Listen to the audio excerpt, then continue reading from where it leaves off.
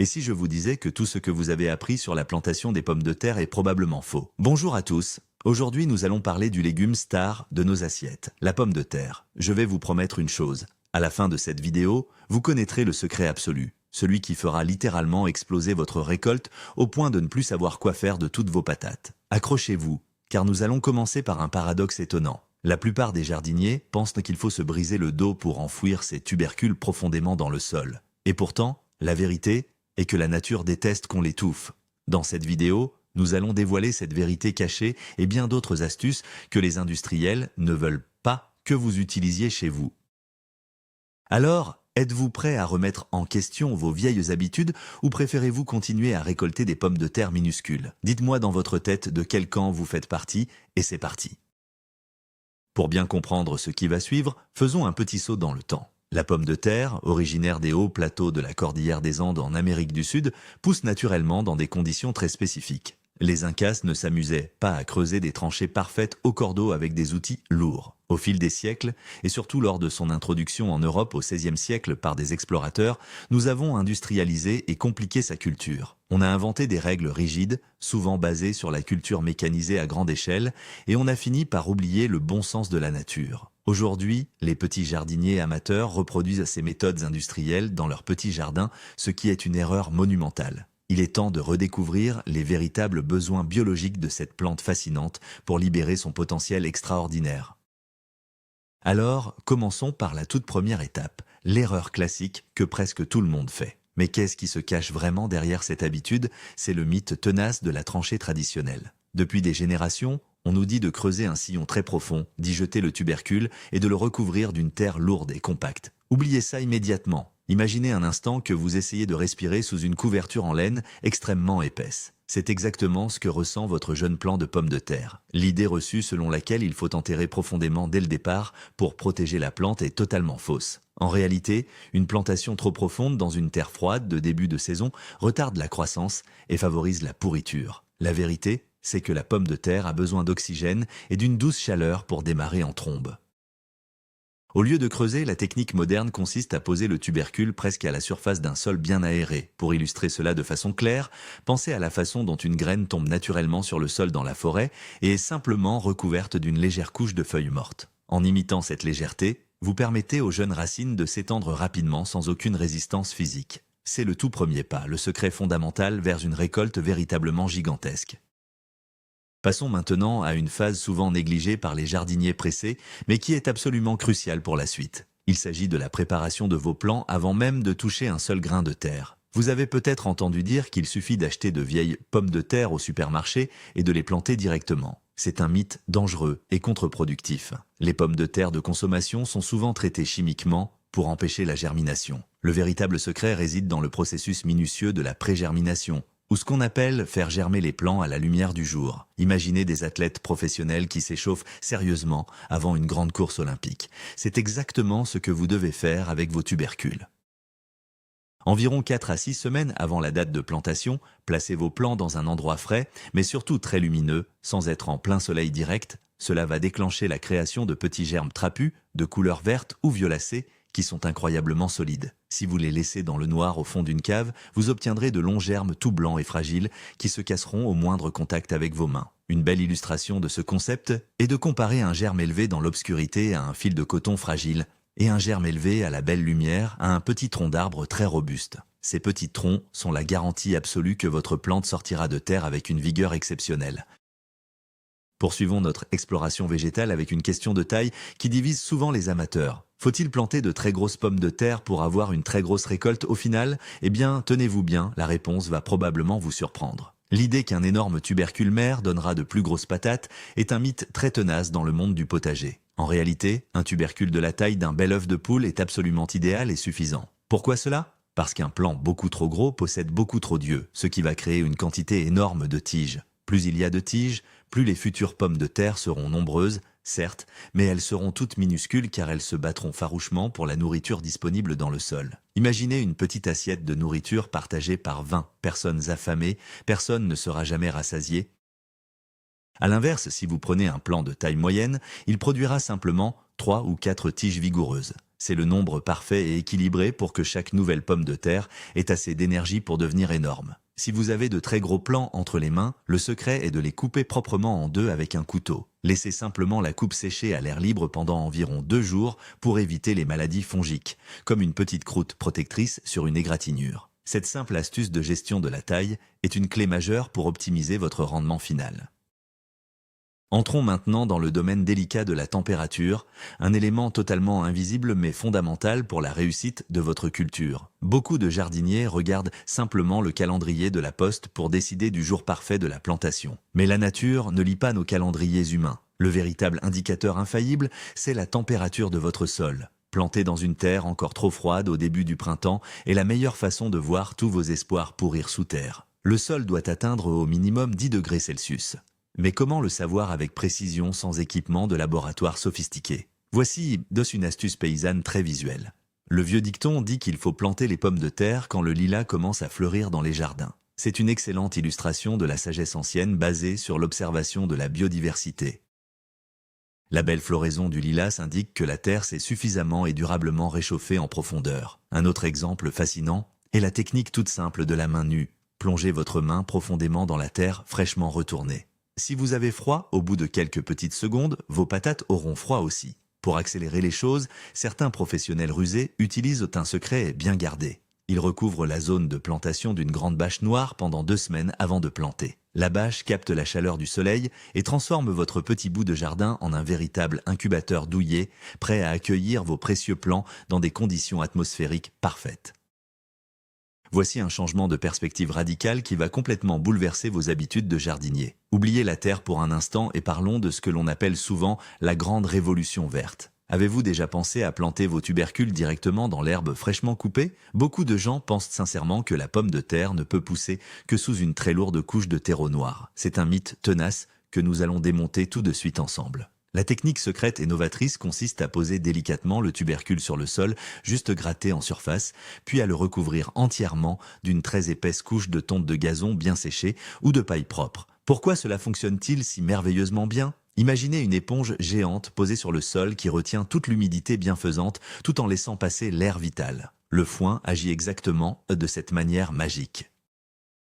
Il étouffe complètement les mauvaises herbes concurrentes, maintient une température douce et constante, et, en se décomposant lentement, nourrit la plante en continu pendant des mois. Pour vous donner une image claire, c'est comme si vous offriez à votre jeune plante un matelas de luxe, ergonomique, chauffant et nourrissant. De plus, au moment tant attendu de la récolte, c'est un pur bonheur. Pas besoin de piocher durement et de risquer d'abîmer bêtement vos beaux légumes. Il vous suffira de soulever la couverture végétale avec vos 2 mains pour découvrir des grappes entières de pommes de terre propres, nettes et prêtes à être cuisinées. Continuons notre tour des astuces avec un détail qui semble vraiment infime, mais qui fait une différence monumentale sur la balance finale. C'est la grande question de la direction spatiale. Comment posez-vous exactement le tubercule germé dans le sol? La grande majorité des gens le jettent tout simplement au fond du trou sans se soucier un instant de son orientation. C'est une grosse erreur de débutant. Le tubercule possède un sens naturel, une petite boussole interne en quelque sorte. Observez bien attentivement votre plant germé. Vous verrez clairement qu'il a une extrémité où les germes sont très fortement concentrés, qu'on appelle la couronne, et une autre extrémité opposée où il y a un petit creux, la cicatrice de l'ancienne tige maternelle. Le secret absolu est de toujours, je dis bien toujours, planter la couronne dirigée vers le haut, vers la surface et le ciel. Imaginez que vous mettez une grosse fusée sur sa rampe de lancement. Si elle pointe vers le sol, elle aura vraiment beaucoup de mal à décoller dans les étoiles. En plaçant les petits germes vers le haut, vous raccourcissez drastiquement le temps de parcours de la toute jeune pousse pour atteindre la lumière chaude du soleil. Si vous le mettez à l'envers, la plante va dépenser une énergie folle et inutile pour contourner le gros tubercule mère avant de pouvoir enfin sortir de terre. Cette précieuse énergie gaspillée manquera cruellement lors de la formation de vos futures pommes de terre. Ce tout petit geste d'orientation est donc essentiel.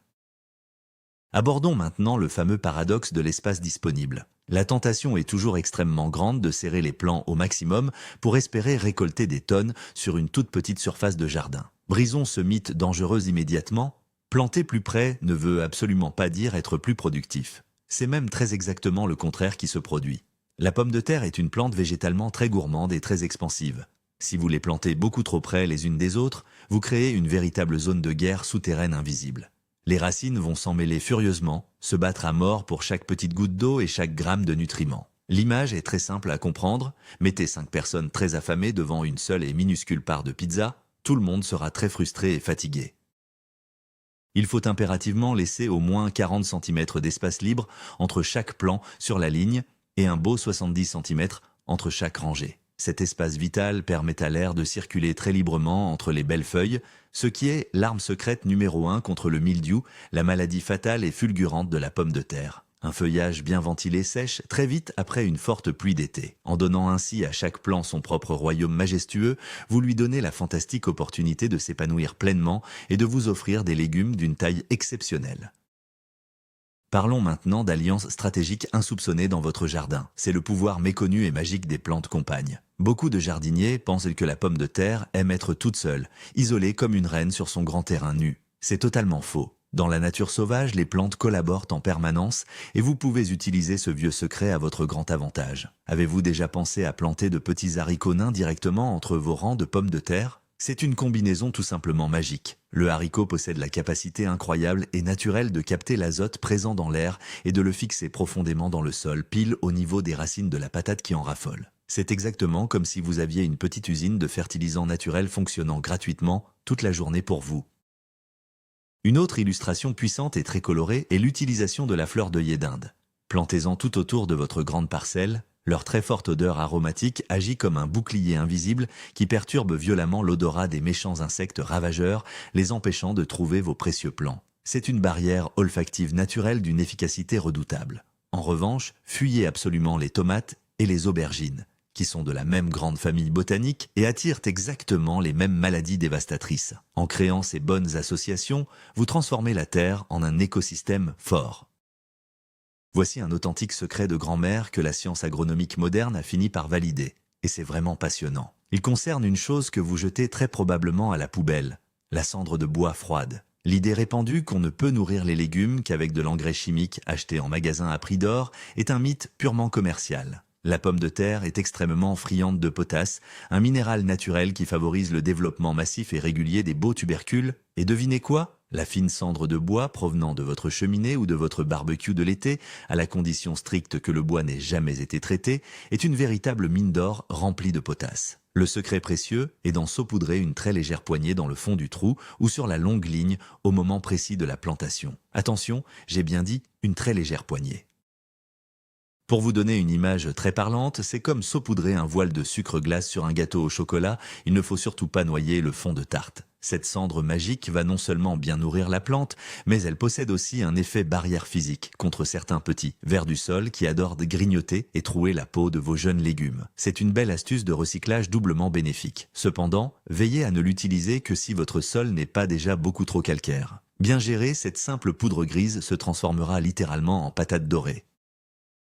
Nous touchons là un point véritablement critique de la saison où de très nombreuses récoltes sont perdues sans que le jardinier ne comprenne pourquoi.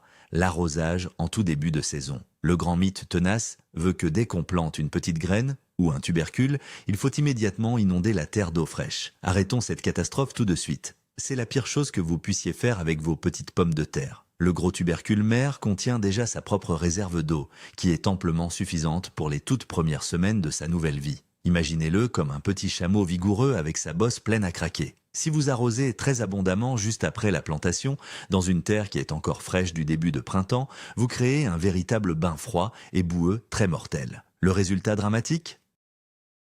Votre tubercule va tout simplement pourrir en silence avant même de faire sortir sa toute première feuille verte. Le véritable grand secret, c'est la patience du sage. Ne touchez absolument pas à votre grand arrosoir tant que les jolies feuilles ne sont pas bien sorties de terre et ne mesurent pas au moins 10 à 15 cm de hauteur. Laissez les jeunes racines plonger d'elles-mêmes très en profondeur pour chercher la moindre trace d'humidité résiduelle du sol. Ce très léger stress hydrique initial va forcer la belle plante à créer un énorme système racinaire extrêmement puissant.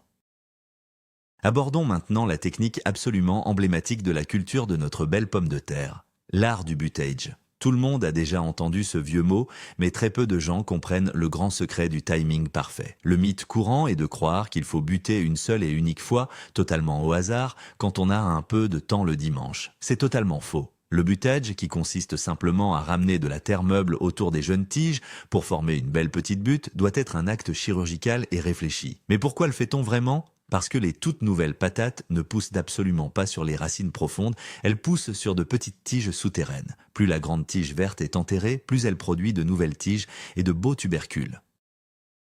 L'image parfaite est celle d'un grand arbre dont on enterrerait la moitié du tronc pour qu'il fasse soudainement de nouvelles branches basses. Le secret est donc de buter en plusieurs fois successives. La toute première fois, quand les plants font une bonne vingtaine de centimètres, ramenez la terre avec une binette presque jusqu'aux toutes premières de feuilles. Laissez ensuite la plante grandir librement à nouveau, puis recommencez 15 jours plus tard. Ce processus oblige la plante à monter encore et à créer des étages successifs de production sous la terre. Le butage est véritablement votre levier de rendement numéro 1 pour exploser les compteurs.